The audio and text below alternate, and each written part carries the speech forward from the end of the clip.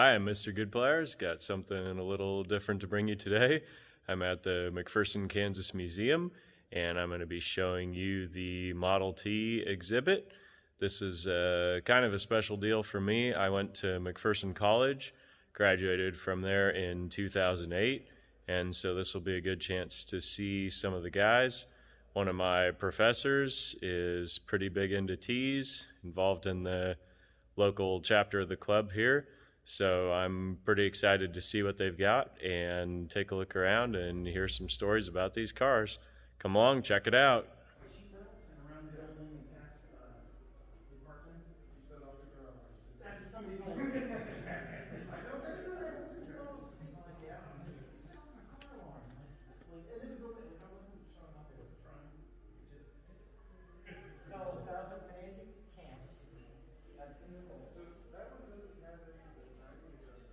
Thank you so much for coming out tonight. We really appreciate it.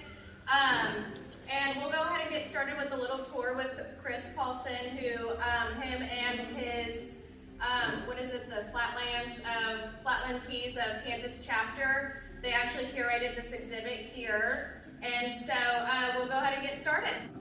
I'm just going to kind of go around and tell you what we decided to do and how we picked the cars, a little bit about the cars. If you have questions, please stop me, because it's not like we're going to get off track here at all. So, up in the front, on your way out, I'd encourage you to take a look. In the display cases, we put just Model T era memorabilia, just kind of stuff we thought would be kind of interesting. The car in the front, the blue 1914 Model T Speedster, belongs to my daughter Abby, who I think is up front working. She did most of the work herself, and put a couple hundred miles on it last summer. She finished it. Take a look at it. She wanted something unique, and I told her, well, a 17-year-old with a Model T is unique enough, but she made it right-hand drive, which was what they did with cars in Eastern Canada and Europe and Australia. So take a look at that one on the way out. In here, we just tried to get a variety. So, as Chris mentioned, it was the Flatland T's local Model T club that put this together. And so we tried to pick a variety. The oldest car is this 1910 touring car. The newest is the 1927. And that's a pretty good span. So Model T's, they made 15 million of them from 1909 to 1927. I'll start here. So this happens to be the 1910 touring car my family and I own. We've had it about 13 years. We've driven it, our guess is 18 or 20,000 miles. We've driven it, toured with it in Canada, Canada, California, Maine. You get the idea. So it's well loved. Over here, this red one is a 1911 Torpedo. And like I said before, if you have questions, please stop me, so that it's not just me talking the whole time. But so this 1911, this was sort of Henry Ford's last attempt at not so much interchangeability. Model T's, they were all the same. This one was not. In the very beginning of production, he made this for basically 1 year. The differences between your regular Model T are the fenders. They kind of made them sporty with a shorter running board. The steering column is longer, different angle. The seats moved back. The hood is longer. And it didn't take long for Henry to figure out that it takes more time to build at the factory, and it costs more money because you got different parts. So in 1912, that was the end. That was kind of the end of what they called the sporty Model T. Today, they're desirable because they're different. They only built them for a year. Super comfortable if you are usually 6 foot or above. Less than 6 foot, it's tough to reach the pedals, but that's that one.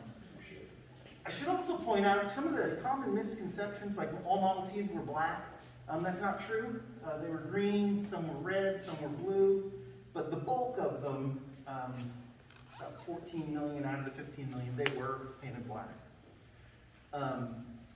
This one over here is a 1914 touring car, and that was really the beginning of the moving assembly line and really mass production that made Henry Ford famous. Pretty good example. It was really one of the first ones that was painted all black. also the last one that had the 17 lights, and so it's kind of a benchmark Model T, if you will. Talk about the one in the middle. So this one is a Multi-Polo Car. It's just like it sounds. You've probably seen people play polo on horses. This was, I guess they had more Model Ts than horses at one point. So this is what they did with junk Model T chassis. Is just threw the body away, got them running again. This was real common, or real popular sport in the 1930s, especially at county fairs. They played it in McPherson. You'd get a team, you'd have a driver, you'd have a passenger standing on the running board with the mallet, and you would just try to score on the other team's ball. People were different, were braver back then. The metal hoops are roll cages. Rollovers were common. The hope was so you could just jump off the car, roll it back onto the four wheels, and keep it going. And it's funny, so I've read original newspaper articles about these. I don't think any ever mentioned like cash prize. Like it wasn't like this was $1 million sport. This was just, I guess, entertainment on the weekends. But this belongs to one of our members. He had a chassis, and we found the original plans, and he thought it'd be cool. And around here, anyway, it's one of a kind. So we'll go over here in the corner. It's a 1926 Model T Sedan. When we put this display together, we needed a sedan or a closed car. And that's that one. In the Model T world, it's kind of what we call a sleeper.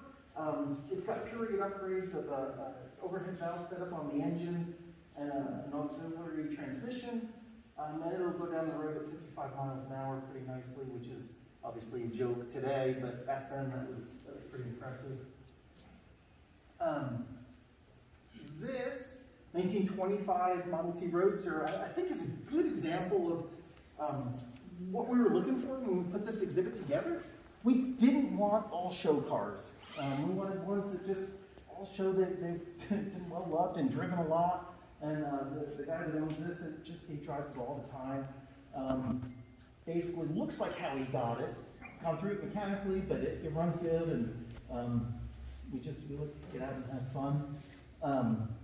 This one was a good example for this display. It was the least expensive Model T they ever made. I believe it was $245 from the factory. So I mean that was as cheap as they got. It was also the height of production. I want to say 1925 they were building a little over 1 million cars a year, versus like 1910 I think they made 15,000. Sounds about right. Maybe 20,000 cars. So just production really went through the roof as they went. I'm going to go to this one right here. It's a 1927 Roadster Pickup. Factory body car, kind of neat example. Mostly unrestored. It's got new upholstery and top, but I'm sorry, new trim and top. But original paint, what's left of it. Just kind of a neat local farm truck since forever. Next to it is a Model T tractor conversion. So that one, pretty unusual. Model T engine, transmission, and front end. The back end was a tractor conversion. So what they did in Model T days, you could get just about anything. If you wanted to convert your Model T car into a truck, you could do that. You want to convert it into a tractor, you could do that. You want to make a race car, you could do that. This one was set up to be used on a golf course because it's a real short wheelbase, and it has like the little studs on the steel wheels to aerate the putting green. And so even in the 1920s, early 30s, it was used to maintain a golf course. Top speed about 4 miles an hour, but it doesn't matter. I mean, you obviously only drive it around the yard, but you laugh the whole time. It's just so ridiculous that you're sitting on this thing waiting to go more than 4 miles an hour, but that's it. And then the last one over in the corner is a Model T Speedster. It has a front rack overhead valve setup, actually same cylinder head as this sedan has. But between the cylinder head, light and flywheel, 4-inch exhaust, it is a lot of fun. Put together by a farmer probably in the early 1950s.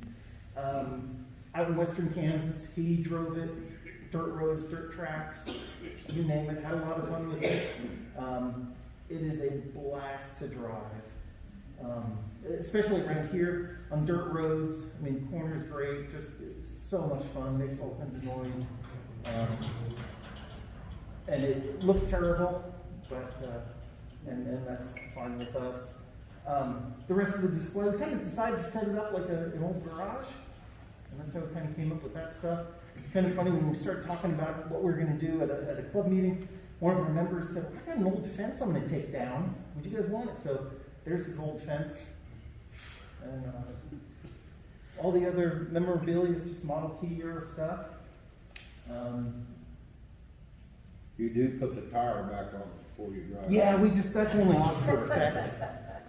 Yeah, and actually all of these vehicles were driven in here, and in another week and a half we'll drive them out, or push them out and then drive them home. They're all running driving vehicles. That one sold for $250. Yeah, this one, so I think, if I'm remembering right, the factory price was $295. And then Henry Ford said, if I sell 1 million cars, I'll give everybody $50 back. Which was, I mean, on a $300 car, that was a big 16% back. And he met the goal, he gave everybody $50 back, so factory cost was $245. How much you want for it now? Oh, I would take anything you got because it's not mine. And the owner's not here, so talk to me afterwards. Key's probably in it. I'm just gonna look, did I forget anything? You looking at me? Yes. No. The 14T, that was the $5 a day. Yeah, so, thank you. This was, in addition to that, it was the, when Ford introduced the $5 a day for a factory worker for an 8-hour day, as opposed to $2 or $3 a day for a 10-hour day. So it was really, and that was also when they really started making hundreds of thousands of cars a year. And he also painted them black, because black paint dries quicker. That was the reason that he painted black. Question, Chris. Okay. How many cars were in a team on Autopolo? I don't know. I would bet not many. My guess is probably two or three per team would be any more than that. They're going to be crashing more than hitting the ball. They also, there was two different versions of Autopolo. Was that the mallet with the ball, or they played what they called push ball, and they'd get like a giant beach ball, like 4 foot in diameter, and they just use the bumper and push them around the field until either somebody scored or there were no cars or people left. Anything else? Other questions I can answer or make stuff up too? Yes, Matt. If you had to pick one, which would you keep, like, before you sold any of these? Which would you set aside, like, keep it forever? Listen, I grew up because of my parents and my father in the Model T and early car world. And so with Model Ts, they're great cars, they're so dependable. To me, I like the brass ones. I like spending my time, no, I don't like spending my time polishing, but to me, this car can do just about any old car or event. It's cool because it's got no front doors. These, so this one being 1910, this is about the roughly 20,000 Model T they made out of 15 million, so it's like the first quarter of 1% of production. I think I've shared this with some of you. I've got documentation. It was a collector car in 1937. A guy bought it out of a barn as an old car more than 80 years ago.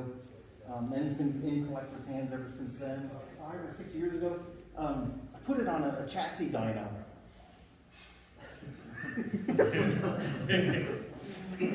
I can't even say it with a straight face. At the rear wheels, are you ready for this, Rob?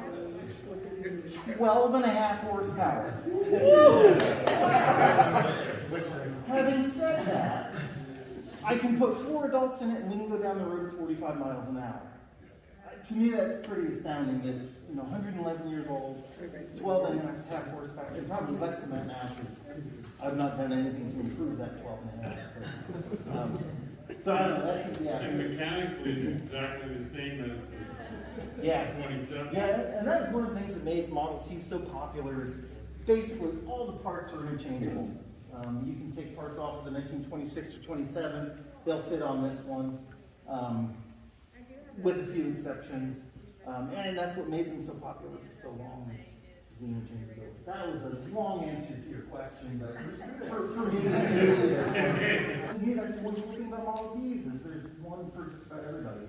You know, and other people would say that's the last one in this room they would want. So, yep. What do they do in the winter? Get cold and wet. Pretty much.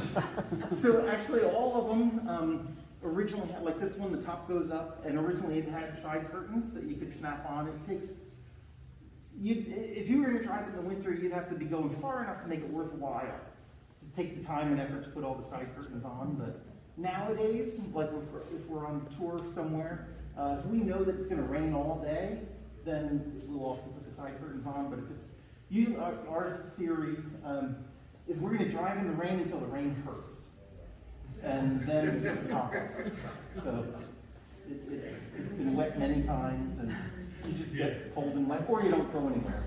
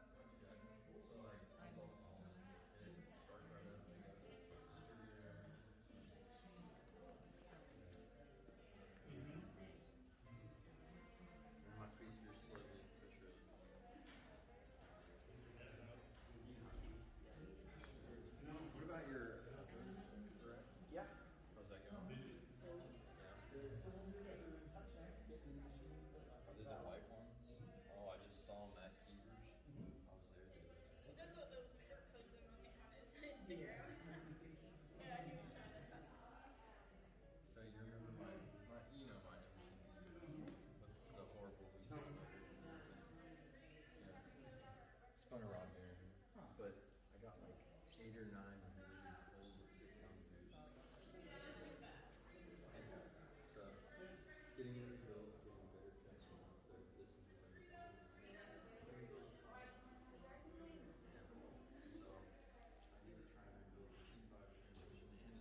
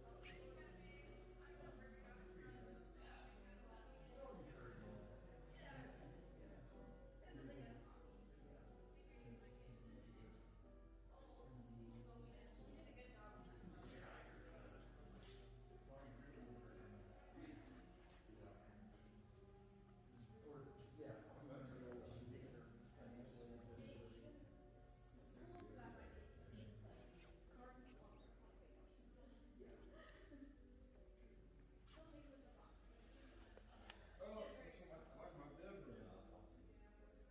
It was fun, and I think other father should let some.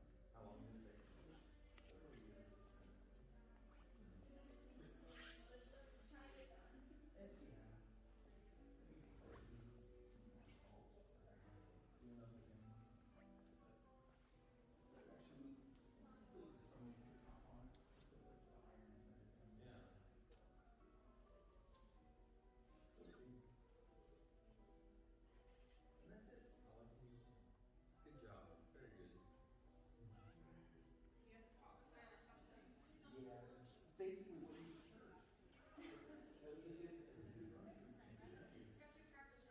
We'll probably get to the truck somewhere. So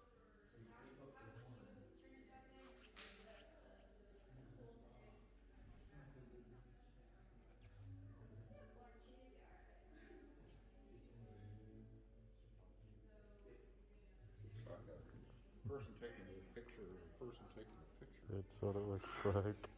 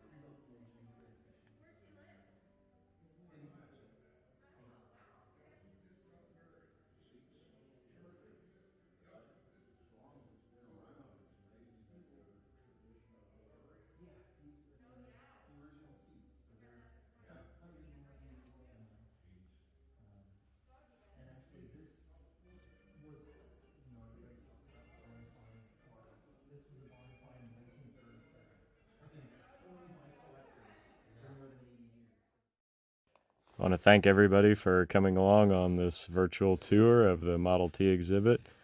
I know with the COVID pandemic, it's kind of limited people's travel and ability to get out and enjoy these things. So I really wanted to bring you this to help you be able to see it even if you weren't able to come. Big thanks to the Flatland Ts. This was a huge endeavor and undertaking to move these cars here and to put them in on exhibit, and really want to express appreciation to them and to the people from McPherson College who have a great participation in restoring these old cars, preserving these old cars.